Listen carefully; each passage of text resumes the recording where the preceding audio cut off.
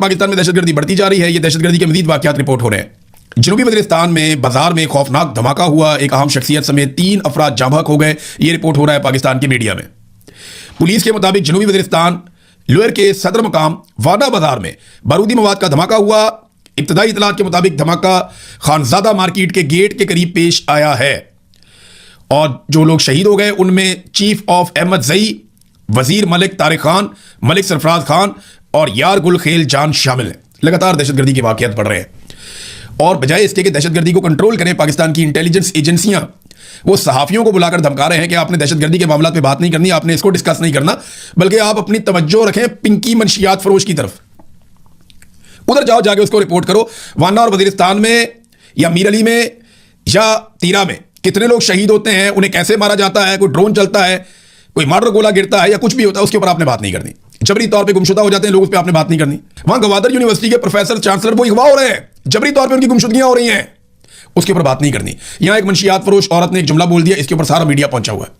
यह है पाकिस्तान की इंटेलिजेंस एजेंसियों की धमकियों का नतीजा। पूरे पाकिस्तान का मीडिया जो है वो उस तरफ मोड़ देते हैं जहां उनका दिल करता है, वरना वो इश्तिहारों का रुख कहीं और मोड़ देते हैं और जो बात नहीं सुनता उनको जेलों में भी डाल देते हैं, बल्कि फैमिलियों को भी तंग करते हैं, कारोबार भी तबाह कर देते हैं। अब नाज़रीन, सबसे आखिर में एक और डेवलपमेंट है और डेवलपमेंट ये है कि पाकिस्तान ने ईरान की जानिब से मिलने वाली नई तजावीज़, ये 14 तजावीज़ बताई जा रही हैं, ये अमेरिका को पेश की हैं ताकि जंगबंदी मुस्तकिल हो सके और ख़ित्ते का जो मसला है वो हल हो सके। तो ये पाकिस्तान ने किया है और अमेरिका को पहुंचाया सारा मामला। लेकिन डोनाल्ड ट्रंप ने इसके ऊपर एक ट्वीट किया है। वो ये कह रहे हैं कि ईरानी हर वक्त चीखते रहते हैं और वो एक डील साइन करने के लिए मरते जा रहे हैं, लेकिन जो पेपर वो हमें भिजवाते हैं वो इस तरह के हैं जिन पे हम मुत्तफिक नहीं हो सकते। तो मैं उन्हें कहता हूं कि क्या तुम पागल हो? ये जनाब डोनाल्ड ट्रंप ने स्टेटमेंट दिया है। तो डोनाल्ड ट्रंप को अपनी मर्जी की डील नहीं मिल रही और ईरान जो चीज़ें दे रहा है वो डोनाल्ड ट्रंप को उतनी बड़ी फेस सेविंग नहीं दे रही जितना बड़ा डैमेज डोनाल्ड ट्रंप को अमेरिका में हो चुका है। एक और खबर नाज़रीन जाते जाते मैं आपको बताऊं, ये सलमान सफदर साहब हैं, इन्होंने इमरान खान और बुशरा बीबी की अलकादर ट्रस्ट केस में सजा के खिलाफ मरकजी अपीलों पर दलाइल का आखिरी मौका देने के इस्लामाबाद हाई कोर्ट के चीफ जस्टिस सरफराज डोगर की सरबराही में डिवीजन बेंच के ऑर्डर को जानिबदाराना मुतअस्सिबाना करार दे दिया है।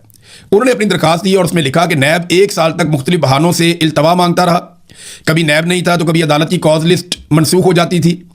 1 साल बाद सजा मुअत्तली दरखास्तें मुस्तरद कर दी गई। हम उस फैसले के मुतासिरा अपील का हक रखते हैं। वो कहते हैं जनाब कि हम साल हो गया, हम कोशिश कर रहे हैं कि इमरान खान साहब का सजा मुअत्तल हो जाए, लेकिन हुआ क्या, अदालत ही नहीं लगती थी। और साल के बाद हमें कह दिया गया जनाब फैसला आपके खिलाफ आ गया, मेन अपील सुन लेते हैं।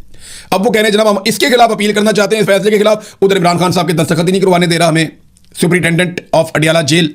वो दस्तखत होंगे वकालतनामे पे, मुशावरत होगी इमरान खान साहब से तो हम आगे बढ़ेंगे। ये तो हमें बांध दिया अदालत ने। तो उन्होंने अदालती फैसले के खिलाफ जाने का फैसला किया है। देखते हैं वो ये कर सकते हैं नहीं, क्योंकि अदालतें तो अब पाकिस्तान की एस्टेब्लिशमेंट कंट्रोल करती है ना, बिल्कुल आसानी से कंट्रोल करती है। छोटा मोटा अर्दली जाके जजों को फैसले दे देता है, वो उनको जो कहा जाता है बेचारे वही करते हैं, खासतौर पे वो जजेस जिनको लाकर बिठाया इस मकसद के लिए गया है।